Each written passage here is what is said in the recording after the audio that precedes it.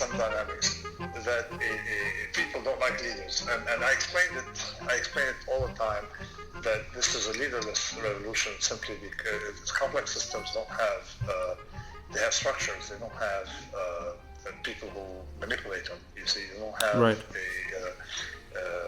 Leaders or like hierarchies. You have structures. Yes. And so it is spontaneous and it's bottom up. It's purely bottom up. We're going to see more bottom up things thanks to the internet, namely more bottom up languages. Mm-hmm. Languages are actually accelerating.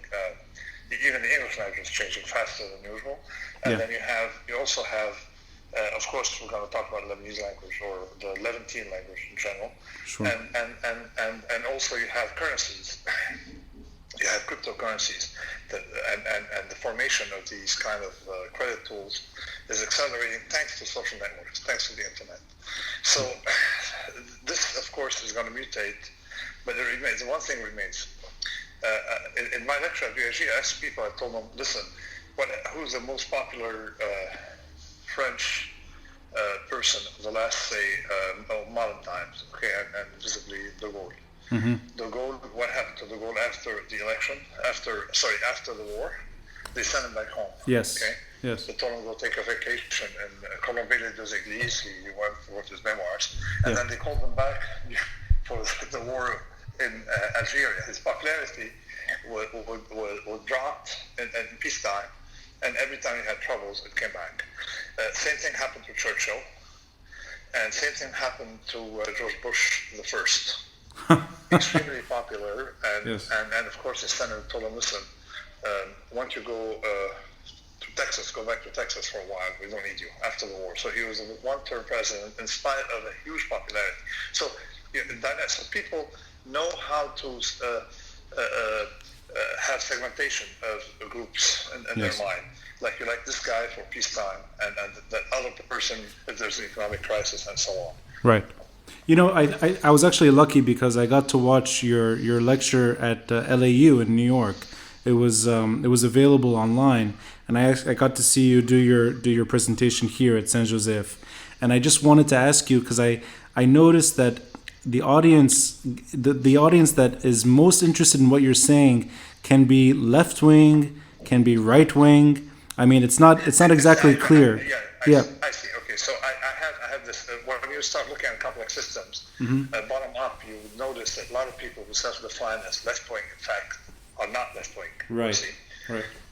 Because you have to start with a micro, and I give the example of racism because it's very scale dependent.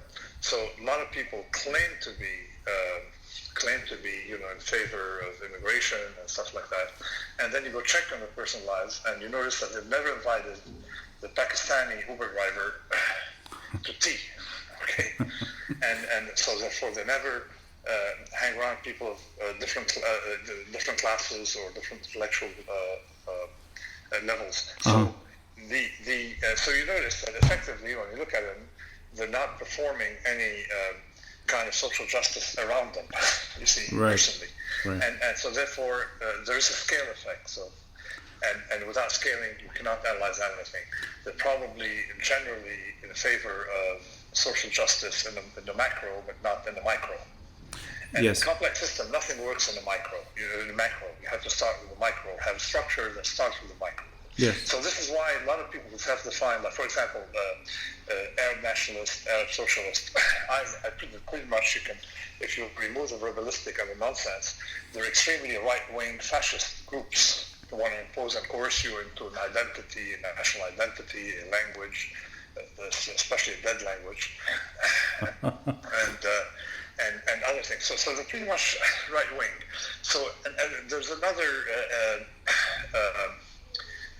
angle to look at it is you look at results. And in my Principia Politica, which I presented in New York, less Beirut, in Principia Politica, we have to try to clean up the nonsense. It's called the verbalistic. You remove words because it's sometimes, like for example, verbalistic tags. People use tags, and you know that they're not rigorous because they can change depending on circumstances. For example, the so-called left, which again are called the fascist factions, the Arabists were in support of the independence of, or the self-rule by Irish people, Right. and the preservation of their culture that was dying, and these people were completely oppressed by the British Empire. Yes. And so they were in support of the Irish, but against minorities in Levant, like the Christians, by calling them fascists, if these people want to have some kind of identity that didn't fit their opinion. So you realize very quickly that you have a lot of fascists disguised as left-wing taking advantage of it. So once you put the rigorous definition of what is it to be in favor of justice, in favor of some kind of morality, some kind of treatment of others, and then no coercion of others, then you end up with very different results. Right. Like, for example, people on the right in America are in favor of large corporations, but against the state. Well, large corporations are very coercive, you see, whereas at the same time, the left is in favor of large government, and of course, weak corporations. But when you think about it, large governments are very coercive because governments are not composed of some abstract entity. It's not something theological. It's composed of bureaucrats, and after a while, bureaucrats take control of things. So this left-right thing is not just unrigorous, but of course is being manipulated by charlatans, because saying I'm on the left makes you a good person. Yeah. And of course there's the effect of scale. So a lot of things got to be looked at as far as scale. So I explain to people that I vote libertarian at a national level. I live in the States, so I vote in the States. I'm libertarian at the national level. I vote Republican at the state level. I vote Democrat at the county level. Right. And I vote communist at the municipal level. You see. Right. And it's not incompatible. So you have with rational thinking. It's just that at some scale you have to attach a certain collective action to a scale. And now that we understand scale better, we realize that when you look bottom up, you get as a localist, you realize that something function bottom up a lot better from top down. Yeah, I appreciated those comparisons, because it is true. You would always assume, and it's an incorrect assumption, that right wing in Lebanon means right wing in Europe or right wing in America. That these are purely local affairs. And I appreciated the way you delineated between complex systems, which is what you're trying to explain, and the day-to-day politics of Lebanon, which is really for the Lebanese to figure out at the end of the day. And in Lebanon, you have to look at it structurally. In Lebanon, there were no states before, say, the 19th century. No large states, no nation states. You had the property of the French king, and then you started having the United States of America as a political system, federation. So you start having federations that were not. There were only two. I kept insisting at the Congress of Vienna. There were only two democracies, and there were federations. Okay? Yeah. Bottom-up federations. So bottom-up, you produce some kind of a balanced relationship between both individuals within a county, and between counties, and of course between canton or states, or whatever you want to call it. So that's the more balanced from bottom-up. So that's why you had the Congress of Vienna. It's of course no surprise. And before Westphalia, of course you had no states, and after that, after Vienna, you start having nation states popping up everywhere, okay, as an entity.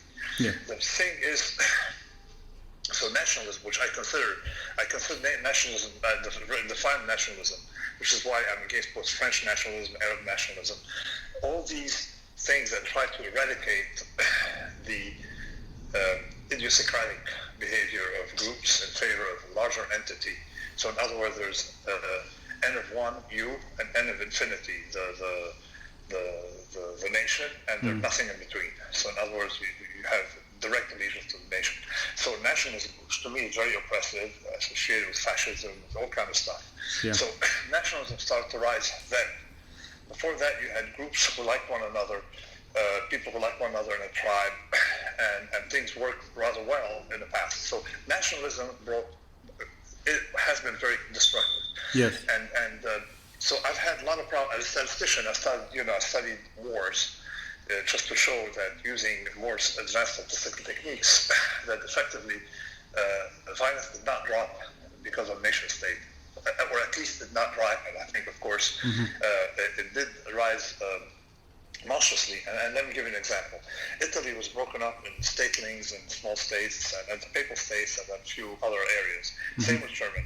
Okay. Yes. Yes.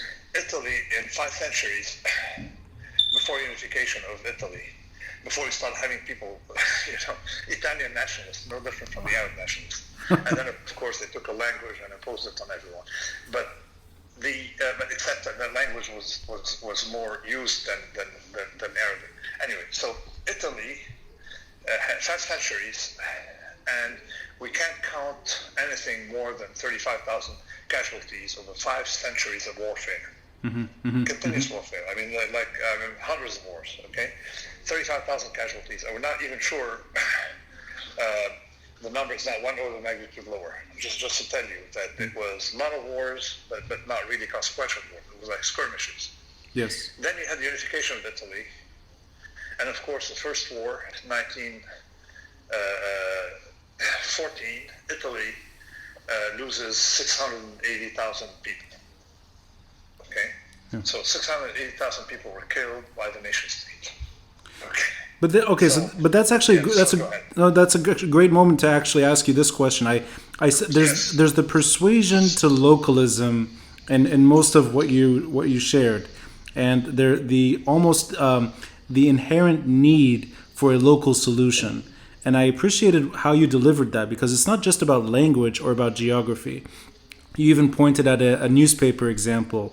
Switzerland, the local press is focusing on maybe the vacuums, if I'm not mistaken, that are cleaning the streets. Issues that are very, very local. A Lebanese local paper, you'll have somebody preaching a geopolitical ode or a platform for something that has to do with things beyond Lebanon.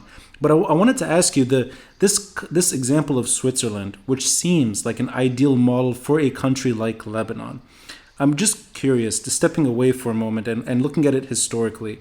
Why is that idea, which seems like a reasonable option for Lebanon, why do you think there's so much reluctance towards it? Aside from the slogans of Arabism and all the ideas that have not worked in this part of the world, why is there this reluctance to adopt something that works? Okay, because Switzerland, and one thing, from the previous things I was saying, that we have to note is that there were no nation states in Levant, okay?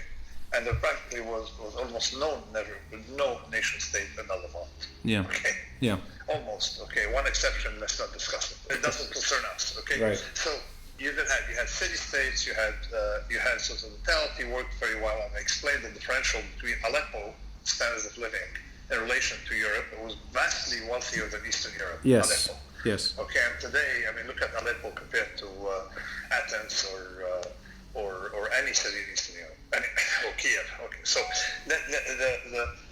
the point is as follows: people are scared of bottom-up solutions. They're scared of complexity. So usually the systems build themselves bottom-up, and then someone tries to control them. Levant was built bottom-up, sort of, under some Ottoman empire that really didn't care. Right. And then suddenly the Europeans, the French, came and imposed a structure on us that they had not imposed on themselves, because it sprang naturally in France. Right. Okay, over centuries of trying to consolidate state power in France unsuccessfully. See? So the French had been, didn't really get centralized to Giscard d'Estaing. It took really a long time to centralize France. From Colbert to Giscard d'Estaing. It took centuries but they came in and imposed a structure on us. And then the mentality, people, when they study, they went to Sorbonne places where they learned about the nation state, which is the latest fad in history. So, I'm not against nation states per se, but I would favor the smallest possible deliverable state, right. the minimum deliverable state, which would be a city-state. And that's what we had in Levant. We had, and the city-states, of course, can be in a confederation, can have friendship tree, it can be friends, okay? Tyre was always a city-state, monstrously successful, and the Levant was the wealthiest in history for the longest period of time, although we had absolutely zero resources. Right. Right. The Levant, the eastern, the Phoenician coast, what it's called the Phoenician coast now. I'm not talking Bekaa Valley. Yes. Okay. So you realize that we had political structures that were bottom up and that worked very well. Okay. And then later on, we had too many educated people trying to put things top down. So the rule is things that are built bottom up, like America, like other places, built bottom up gradually, okay, work well. And Switzerland was built bottom up. So it's really that. Try to mess with it. Yes. So it's really it's those 2 decades of French rule that thwarted us from what seemed to be what was turning into something like that. Even though the Ottoman system is clearly not the Swiss-like system, but that kind of local arrangement, and in that case along sectarian lines, but let's say it were to evolve to something else. It's really that it was not just sectarian line. It was not just sectarian line. It was sectarian line, but also they had geographical boundaries. Right. Like we had the subject of this, subject of that. So you did not have nation states. Yes. The Ottoman. You had cities. Okay. So Aleppo, you had Saida, Beirut later. You had Tripoli, of course. You had Antakya. You had places. So that worked very well. Yes. And then the problem, I mean, you want to know a nation that suffered the most from nation state is or what's called Anatolia today. Yeah. If you want to call it Turkey, feel free that I call it Anatolia, because Anatolia was the most diverse place. That's true. They had a lot of people spoke Turkish. You had Armenian. You had Kurds. Yes. You had the Alevis in the south, who now claim to be Turks, but most certain for now. Right. And then you have the Greeks, and it was largely Greek on the western seaboard, plus other varieties like Pontic Greeks, Georgians, and stuff like that. So and so many languages. So and that worked very well under the Ottomans. But then the Greeks had that someone read textbooks and decided to have a first nation state. So, and then suddenly they created an identity, a Greek identity. And I claim that had they not had that thing, it would have been like the Armenians in the Levant, because the Armenians, people think that there was an Armenian state. No, there were Armenian communities largely. After Tigran, there was not an Armenian state. So today, when I go to Astoria, Queens, you have coffee shops called Apollo, Hercules, stuff like that. But then you would have had St. Nicholas, St. Dimitrios, stuff like that. So Ios Dimitrios and stuff like that. It would have been different. So there was no national identity. There was a tribal, and usually linked to religion, but not in a secular way. See, not necessarily in a theological way. So Turkey, then they had Ataturk. Now think about it. Look what happened after the Young Turks took power. What happened? A million Armenian deaths, more. How many Syriacs were killed? Yeah. Okay, so think about it. So the nation state is the enemy of the neighborhood. Okay? So it's that the European model really perverted the political development of this part of the world and gave us a different way of governing that has ultimately failed, including Lebanon. But think about it. Let me tell you one thing. Before Napoleon and even after Napoleon, you had in the reduced form, you had something like 290 statelings, all sovereign in Germany. Yes. Okay. So, and then these people had the idea to put a German guy to run a united Greece, okay, as one block. So it was they were doing things outside that they didn't apply to themselves, or only started applying to themselves much later. And then, of course, you know what happened when they had their own nation state of Germany. Okay, they had Bismarck, war against France. Then you had Hitler, and you know the rest of the story.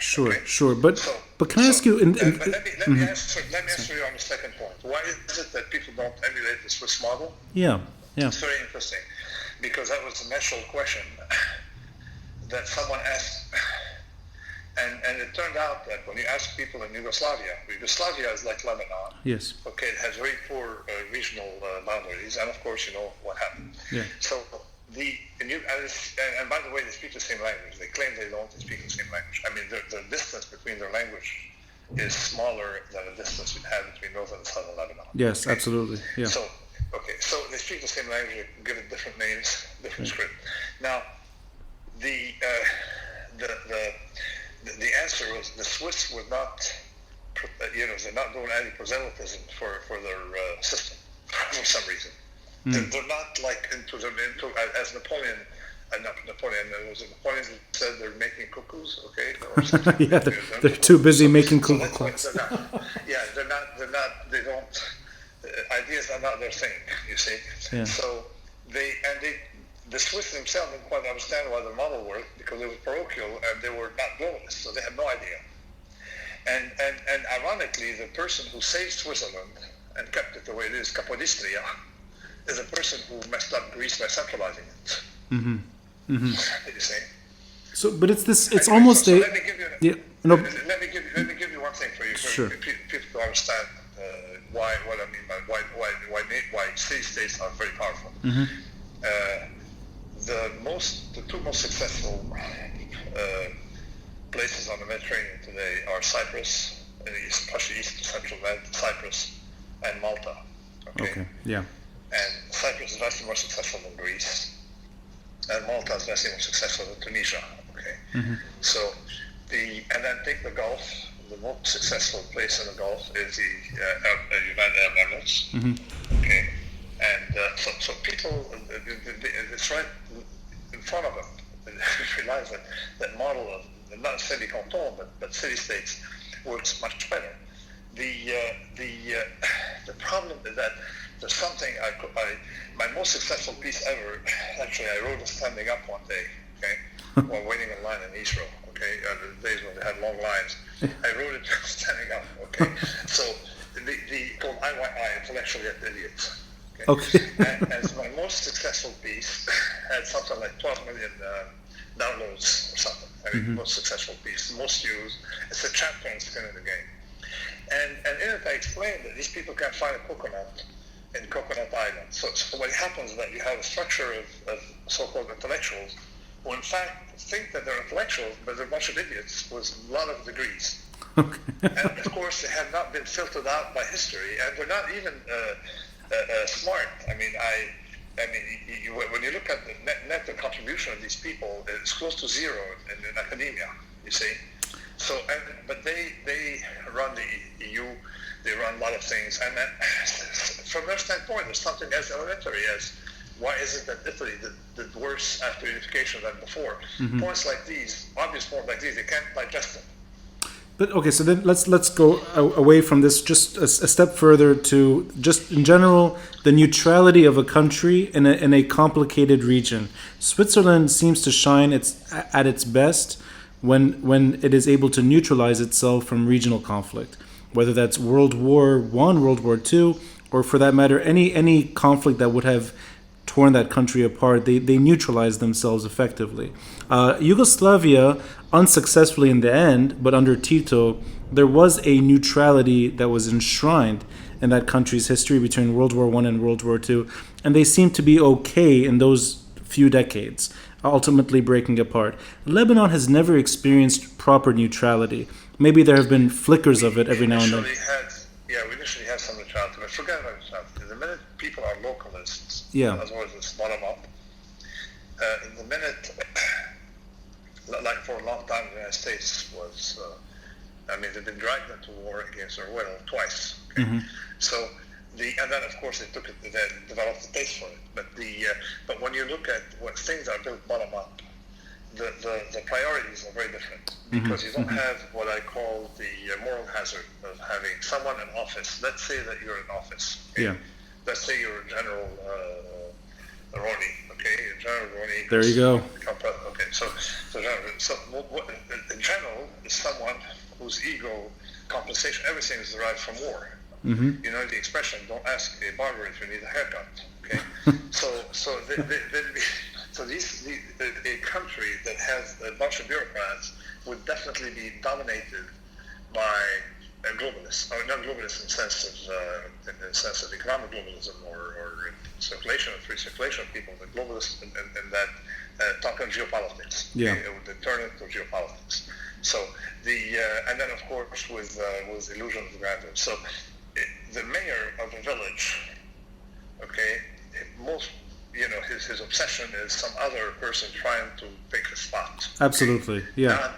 He won't think of the world in view like as Iran versus whatever, versus Israel, Right. United States axis. They don't think in these terms. Right. Which is how the people, when you talk to them in Switzerland, people don't know the name of the president because they really don't care. They know the name of the mayor. That is and they absolutely probably hate true. him, okay? Yes. Yeah. And they hate him, okay? Or they know the name of the whatever, the council, and they hate people there. You Yeah. see, so it's a very different kind of direct hate. So in a way, localism just in itself removes the necessity for any neutrality. It is a neutral policy by default when there's local issues at You stake. don't want to waste time. Exactly. Yeah. It's not your problem. The more you have bureaucrats Yes. in power, the less neutral you're likely to be. And there's a class of people who call them without skin in the game. Right. Not just that, you have a bunch of people who what called the parasites, journalists in Washington, people who work for think tanks. Well, all these people, they're not interested in the water, in the quality of water in the village. Okay, their mind is on a relationship between powers. Okay, that's actually, this goes into the. Sorry, go ahead. Let me tell you a few things I've discovered that you gotta recall. You know what my profession is. BS detector. But another one is I'm also a statistician. So. Yes. Well, it goes in that order, right? Exactly. But it's the same thing. Statistics is not finding pattern, is debunking false patterns. So I'm discovering a few things now. I started doing genetics. And, I started as a hobby. Mm-hmm. It's quite interesting. My father was a medical doctor. I wrote papers in East Mediterranean genetics. So I don't know if it's genetic, but I didn't realize until I got back to it. My father was very involved. Anyway, so the started doing genetics, and you realize that, you know what? It doesn't look like history was as violent as people claim. Mm-hmm. Mm-hmm. So Genghis Khan, Genghis Khan, for example, didn't kill that many people. It's just marketing, okay? And then when you look at the world, because typically, let's say you have an invasion, you go, you kill all the males, and of course you make babies, no? But that didn't happen. It didn't happen with the Arabs in Morocco. It didn't happen with the Arabs in the Levant, in the Western Levant. Mm-hmm. Okay, it didn't happen with the Turks in Turkey.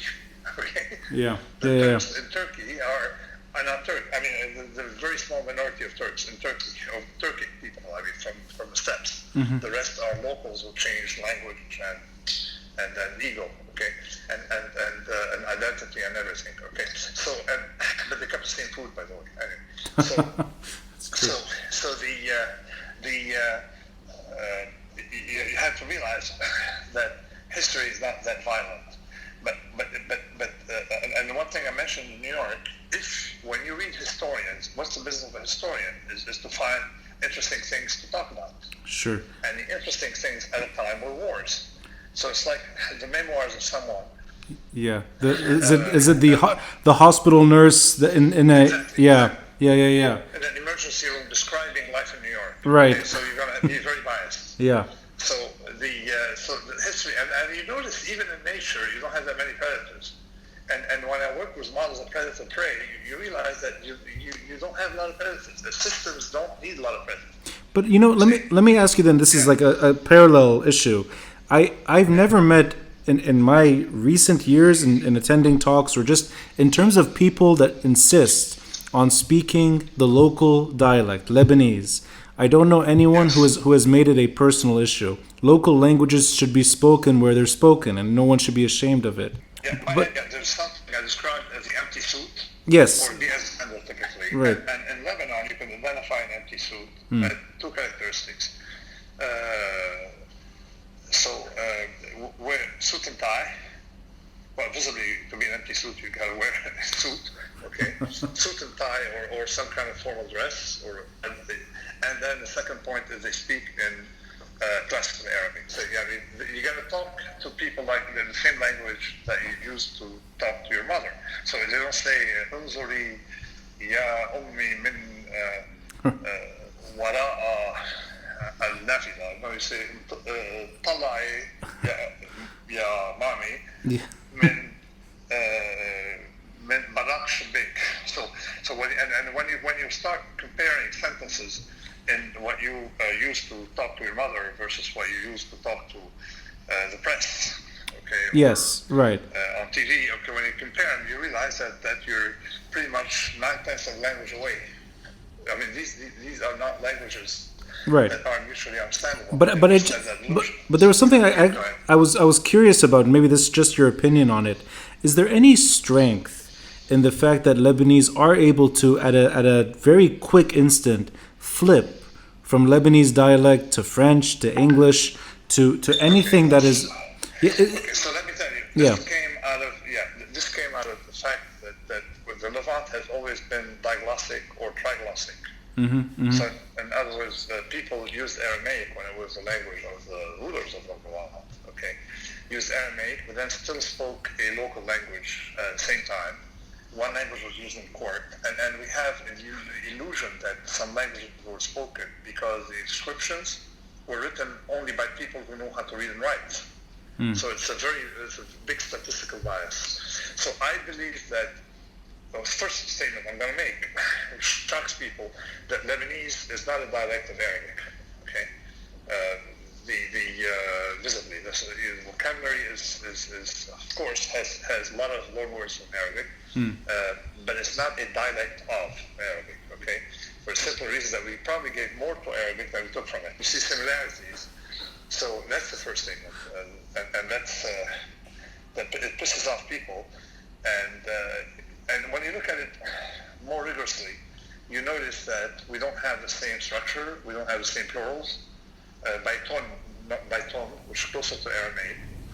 But then again, it's not coming from Aramaic, it's coming from a language that was spoken in the area for a long time, and mutated, of course, to incorporate a lot of things from Arabic, namely plural, broken plural, for example, Beirut, not by team. Okay? Yeah. So, and stuff like that, broken plurals. But we didn't inherit the grammar. And we still have local forms that don't exist in Arabic. Okay? That's true. But I mean, I'm curious though that let's say there is a localism in itself, and I hope I'm quoting you right. Localism is a structure in itself. So there is a coherent structure at the very local level, whether it's in language or anything else. And I'm just curious though that now is there any strength in what Lebanese can do when they speak? Is there any added value to that? So we have had no literature in Lebanon, very little literature written in classical Arabic, because people realize that it's not a language that they use for any useful thing other than speak in parliament, you see? Right. So it's not a language that you use for functional things. And this is what destroyed, in fact, it was meant for Arabic, meant for the local language, and it forced people to write to one another or to read books in French or English. And I know that from my book sales. Yeah. I mean, the Black Swan, listen, I was translated in 41 countries, okay? I only have one translation in Lebanon, okay? I think more translations in Armenia, okay? Wow. More books were translated in Armenia. So I had one translation in Lebanon of the Black Swan, and they couldn't sell any books, so I had to buy 1,000 and donate them somewhere, okay, to places, because nobody read it in Arabic. Yeah. And it's the same thing from Morocco to Saudi Arabia. People read in French or English. And a lot of statistical people give you data like, the Arabs don't read what's called the Arab world. They don't read in books. It's not true. It's just they read in English. Right. Something you don't find in Greece or in other places of Bulgaria. People prefer to read in the local language. Here, educated people read in English or French. So can I ask you, in English or French or whatever language it is that's not local, would you also add that? Would you add that to that top-down, unnatural? No. So what happened? No, it's very natural to have lingua franca. And in fact, the lingua franca of Lebanon. I mean, just to tell you first of all how this Arabism, fascism is trying to clean the area. Lebanon is not a country that belongs to one culture. It is a crossroad. Okay. So culturally, it's on the Mediterranean. They used to own the Mediterranean. It was called a thalassocracy. It's on the Mediterranean. You have a lot of towns They communicate with one another. It's a fundamentally Mediterranean thing, and it's connected to the Arabian Peninsula because of trade routes. Okay, but not migration. So it is, so it is a multicultural place. Okay, for a long time, we spoke in Lebanon had French words that didn't come from the French; they came from the Turks. Word like merci tir, when you hear someone say merci tir, it's not like the French in 20 years changed the vocabulary of people. No, it didn't come from the French directly.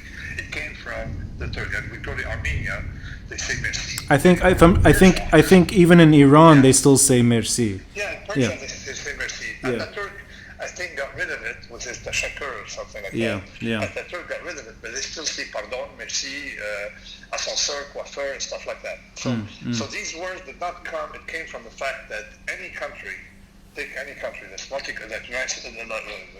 English language. Okay? The English language has tons of foreign words. Right. And in fact, it has probably more Latin that were inherited from Arabic. That's the first thing. The other one you got to realize, so by purifying the language, by forcing you to use a medieval word in place of a modern one because it comes from French, on grounds of I understand the French had colonial ambitions in North Africa. Definitely, it's true. Whether they had any in the Levant, I'm not sure. Okay. So it was that. So whatever it was, from being multicultural, and plus there was a language people don't know about. It's called Sabir, or lingua franca. That was a cross language spoken in Mediterranean cities that people understood because of the language of sailors. Right. Which had Turkish, Arabic, Greek, Levantine, and stuff like that. That's it. So let me tell you the central thing. One day I realized when I was a kid, I tried to learn what is now called Phoenician. There are a lot of Phoenician, Punic, Ugaritic, there are a lot of languages. And all of them I noticed, I was a kid, I was maybe like 11, and I realized that you say bait for house. Yes. And I was told that we spoke a language derived from Arabic where a house is bait, no? Okay, so I told myself, listen, maybe I knew I was going to be a statistician or a probability person, because I told myself, well, I mean, odds are, it's not like we were saying bait for 2,000 years and then suddenly we started saying bait, but it became a different language. Right. So this is how you gotta look at it. Semitic languages it's like don't come from, it's much more complicated with Semitic languages. They're close to one another and you can confuse one for another. And when I looked at how linguists make the demarcation between Semitic languages, I realized that someone invents some rule of thumb, okay, then everybody follows it, and then they classify, and it's very political. Yeah. Speak language people understand. Yeah. You know, in the Levant, and then when you go beyond the Levant, there's a continuum, and that continuum doesn't come from anything except the fact that we're neighbors. I mean, there were some brief moments where a national language was attempted, and it did not materialize. And do you think that is simply because of the political problems that Lebanon is going through? Or? It is political and it's dual. Number one, we speak the same language in Syria and northern Palestine. Okay? Yeah. The northern Palestinian, but more like northern Syria. Okay? So we speak the same language, we speak northern Levantine. So and that is a problem. So they speak Arabic and we speak Lebanese. That's what the hindrance was. But now I've seen so much appetite from Syria to revive their own language. And call it Canaanite. That I think we just speak a dialect of Canaanite. Oh, you create your own. So go ahead. Oh no, you sense that there is momentum in the. Listen, many more Syrians were excited about than Lebanese. That's interesting. I'm surprised. Many more Syrians were excited because they're conscious of course they think it's a version of. They make another mistake. They think it descends from Aramaic. It doesn't. But they're very conscious of the fact that they don't quite speak a language that derived from Arabic, or if anything, they gave more to Arabic than it's taken from it. Okay, so actually, before we jump into the economics part, which I mean is a subject in itself, just one last question about geography. I think it was in your LAU lecture that you made a reference about people in Tripoli, if they want to be fundamentalist, they should be allowed to be fundamentalist, so long as immune, if they want to drink hada, they're free to drink hada. a very comfortable way of sort of geographically enhancing different people, not different sects, not different confessions, but different geographies, and letting each one live the way that geography chooses. And I wanted to ask you, is that your childhood growing up in Lebanon, going back to those earlier years, did you sense that was, if it was not politically possible, was it practical in those years where people in Emune did mind their own business, Tripoli minded its own business, or is that something that's changed? When I grew up, Tripoli was largely had many more Christians. Right, yeah. And there was some ethnic cleansing kind of harassment, and most of them came back to Amiens. Yeah. I mean, a lot of people used to live in Tripoli from Amiens, like people from the mountains. My idea is that if you had canton in Tripoli, or if you had neighborhoods in Tripoli, people would feel more safer. And my idea is that it's very hard for some people to live as roommates. Yeah. But then the same people become really friends when they're like floor mates. Okay, I mean they're on the same floor. Right. It's just that I have my room and you have yours. Okay. Yeah. So so let's go back to the concept of what you call a secular state. Mm-hmm. You want the state to be secular, the Lebanese state to be secular. Okay, but you cannot ban a municipality from being religious. Right. So you should. So the system should be different. Okay, the state is secular. Anybody who works for the state is selected on whatever. Okay, but the municipality can do whatever it wants. I see. Simply, just like respect as libertarian, you respect the individual freedom. Mm-hmm. Okay, Mm-hmm. you should also respect the municipal freedom, provided that the municipality is a group of people. Nobody's forced to live there. Nobody's prevented from moving there. Okay. Yes. So you sense that communities, or let's forget communities, let's say geographies, that they were forced to deal with each other more as the years. I mean, in other words, let's say the onset of the Civil War. Do you think that it was just communities that did not want to literally live in each other's rooms were forced to get closer and closer? Is that part of the story? I don't know the story. I mean, I don't look at it in Tripoli. I look at it elsewhere. And what happens is that if you give people the Salafis, if you allow them to be Salafis, okay? If you allow them to be Salafis, and you cannot ban them from being Salafis, I allow you to have your own. Like you have the Amish here in America. We're a secular country, but you have the Amish. That's, okay? You yes.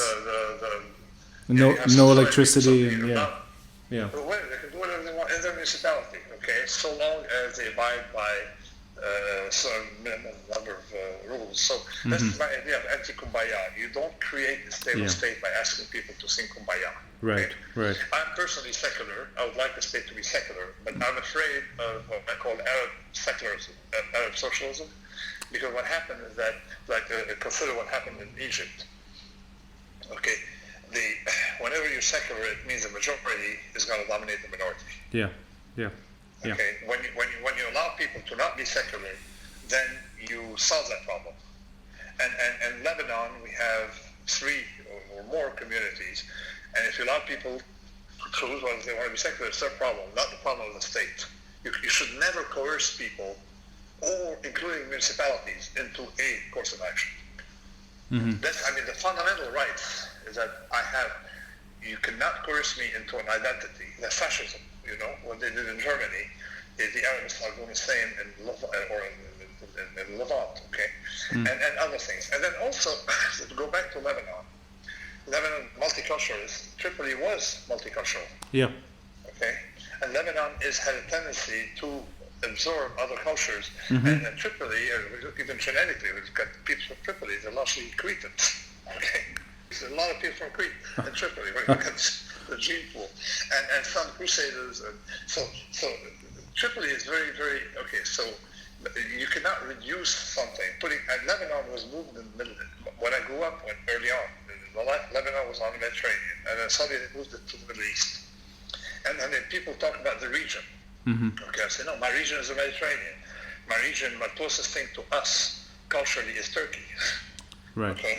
And So, yeah, but I think, but you would, go ahead. but you make the same. I mean, if I understood you right, the same argument. If somebody feels like they're part of the Gulf, they're allowed to feel that way. It doesn't matter. Exactly. Yeah. You could do whatever you want, but I don't like this MENA designation, which I call modeling non-elephant animals. Okay, Yeah. it's a colonial designation, if anything. Okay, by putting us, the closest people to us ignore genetics, because incidentally, master genetics are people who eat the same food. Okay. Yeah. So olive oil, labne or yogurt. So we're close to Bulgaria. We're closer to Bulgaria than we are to Saudi Arabia. You know, To so southern Saudi Arabia. so we in a sense inherited a vicious mutation of European secularism that didn't work in Europe and seems to have really stunted the Middle East, the Eastern Mediterranean throughout the Middle East. Eastern Mediterranean is not the Middle East. This is you got to realize there is a group. The way I divide people is by water. Okay, and food. Okay, Yes. You have the North Atlantic. They eat the same crap. Okay, and Boston and on the other side, the Red Sea is the same food, same people. Right. The Persian Gulf on both sides, from India to same people, right? Mm-hmm. And then you have the Anatolia, the East Med. It's the same food. Okay, Right. same people. Right. And Same looks, same behavior. So right. Let's Yes. fast forward to today and everything that's the big subject that everyone's discussing, which is Lebanon's economic collapse. let's look at the disease first. Okay. Yeah. The disease is that system, because you're sectarian and thought doesn't quite work, because then they find some kind of harmony at the expense of the small guy. Yeah. Okay. And then they self-define as rulers. Okay. So there's a Christian warlord self-define as a ruler of Christians. He doesn't represent all Christians. Okay. So or doesn't represent the people. It should not be along representation. Should not necessarily be along sectarian lines. That's the first point. Anyway, Okay. So Yeah. we have a huge amount. The first point is we have a huge amount of corruption. Okay. But not a good kind of corruption. Okay. There's corruption is never good. Is there a good kind? Yeah. What is the good kind? Well, I mean, it's like what's his name in Brazil? There's Paulo Salim Alouf who said, I steal but I deliver.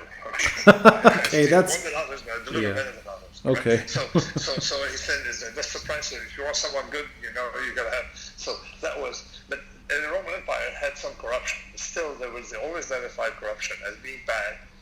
And in the days when it was accepted, socially accepted, if it hindered economic activity.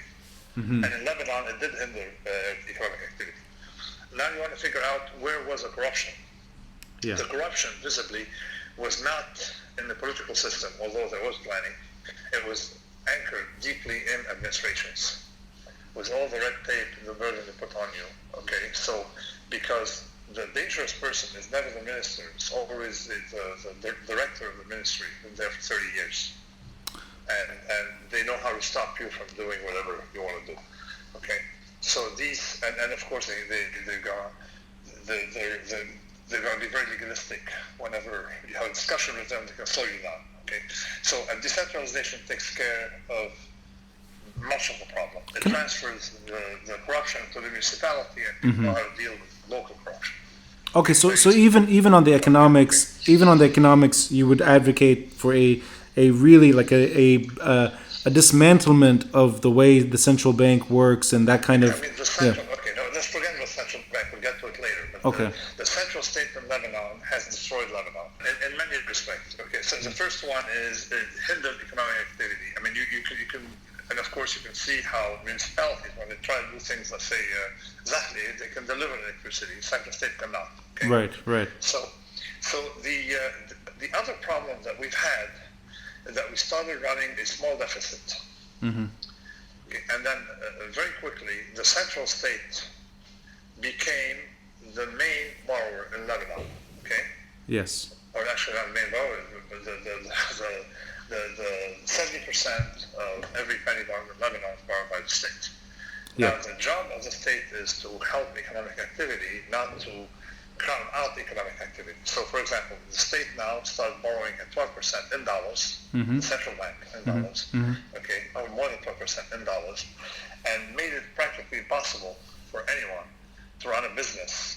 One, because you have to borrow at a worse rate than the state, and the second one, that investors were drawn into putting money and become passive rentiers, you see, yes. rather than being active investors. So, and that is what Islam tried to avoid with Sharia, with Islamic finance, by preventing people from engaging in this kind of idle lending. Risk-free, riskless idle lending, which effectively started with the Romans. With Babylon and then with the Romans. Just lending to the state. So it became a Ponzi scheme, where the state now was borrowing to pay interest on the interest. Right. So that's really because of this setup. Because Lebanon has been centralized, that is the core of the issue. It's not exactly because the central borrower is already the central state. Yeah. And individuals, municipalities may have difficulties borrowing, which is good for them. Okay. So so that's the main number one. Consider that our trading partners, and this is why I like this association with Turkey, because we are economically integrated. We should be more integrated with Turkey.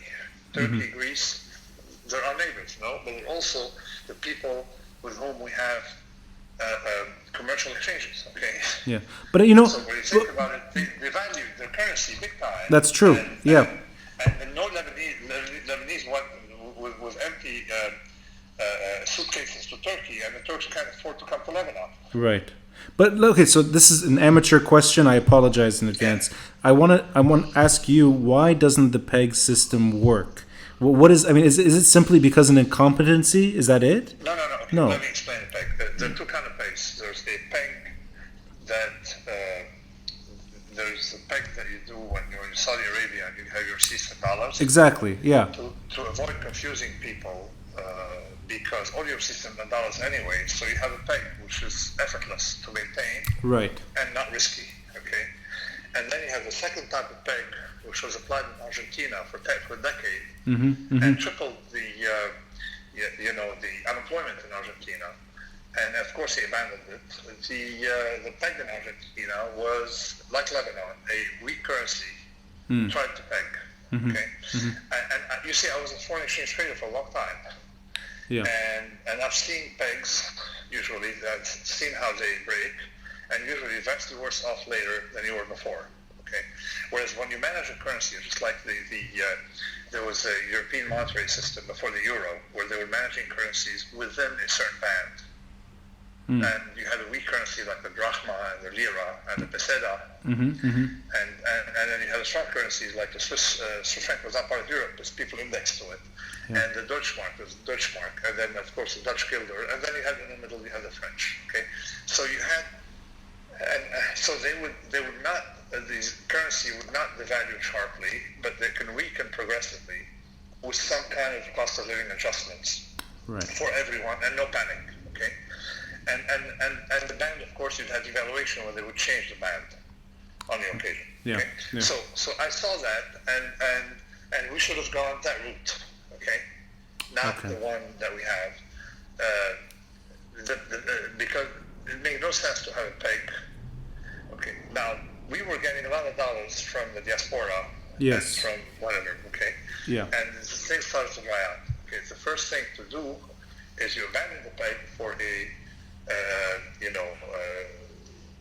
some kind of devaluation, and try to basket, or if you want to peg to the lira, the Turkish lira, peg to the euro, or peg to a basket. If you peg to people you have commercial relationship with, okay, the thing is healthier than pegging as if we were, in Arkansas. We're not. Lebanon is on the Mediterranean. It's not Arkansas. So that's interesting. So even a peg that's pegged to something that we deal with directly is better than what we did. So a peg. Exactly. It makes no sense. It makes absolutely no sense. Because we don't have any commercial exchange. We only have investors coming from Saudi Arabia. Right. Okay. But we did not have any commercial. You don't export too much to Saudi Arabia, and you definitely don't import from them. Okay, so you don't peg. So the idea is a weak peg costs money. A strong peg gives you money. Right. You see, a weak peg costs money. So it costs us a lot of money to defend the lira. Yes. And the other thing is, if you look at the accounts, and soon we'll know more, the Lebanese central bank doesn't have a P&L, so they haven't shown any P&L. Yeah. And the bank destroyed a lot of industries. I mean, I'm just like, I know so many factories. Someone had a factory in Lebanon. He moved it to Turkey after the Turkish devaluation. Yeah. Makes no sense. So, okay, there's another thing. Why am I positive about Lebanon, particularly from what I've seen from that generation? Very positive for a lot of reasons. Number one, that you have people that really want to stay there. They don't want to go elsewhere. Okay? Yeah. And you can understand. I mean, I go back to Lebanon now practically once a month. Okay, for no other reason than just like I like being there. So the other thing is, the second point is, I saw what happened in Turkey after the devaluation, and Egypt. Egypt also had a devaluation, and we have a lot of commercial exchange in Egypt, or at least we had. Okay. Yeah. And Egypt, the devaluation in Egypt made the country start building. They start building reserve big time. Okay, after the devaluation. Once the state stops taking away from the resources of the country, you will have a huge pickup in economic activity. Right, and just, I mean, these rumors about state-imposed capital controls, they haven't gone into effect yet. Banks are doing their own informal measures. Yeah, but they are. We have had capital controls now for several months. Yeah. And we know that it was impossible for an investor to pull money out. Right. In one block. So we've had that. So yeah, and as a matter of fact, first of all, they're necessary, but they're being imposed. I think what happened is that, so what's happening to the central bankers in Lebanon is that they're sort of like in a state of shock and denial, and they probably have a tough time getting out of bed. Just to understand it fully, you would, post-collapse, post-Ponzi, you would want a bottom-up restructuring. I'm not involved directly. I don't want to be involved in Lebanese politics, but I want to, help with the post-policy thing, mechanism allocation. Yeah. Is that most is like less than something like less than 12% of the total deposits in Lebanon. Okay, of all these deficits, most of the Lebanese should not be affected by them. Yeah. So you have so accounts under 200,000 represent something like $20 billion of the 170 billion in deposits. Okay, so that's good news, because in any account of allocation, these people should be spared. Okay, and then you should have a bail-in where you transfer. You've got to remember that most of the deficit we have in Lebanon is interest on interest. I think even if you're not putting yourself directly in politics, your ability to explain complex systems, I think, is more valuable. That localism and local ideas can solve many of Lebanon's problems. So I appreciate your views in that, and also a determination to keep coming back and trying, at least, to offer perspectives whenever possible. And I just want to wrap it up by asking you a personal question, and it comes to style. I've never met anyone who is as maybe battle tested on Twitter than you. And I want to ask you, did you become this way over time? I mean, because to me it's something new. I noticed that you've taken a more aggressive approach to Twitter, or is this something that you've always wanted to do and now you're shedding all? No, I've always been aggressive. I've always been like this. Okay. If something doesn't make sense, you say it loud. Yeah. And it has worked for me. It's worked. In the Black Swan, I explained where one day, the first I had a job evaluation where the boss sits down and they have to judge you on a metric that to me was wrong. How often you make money? Because I made money very early, right?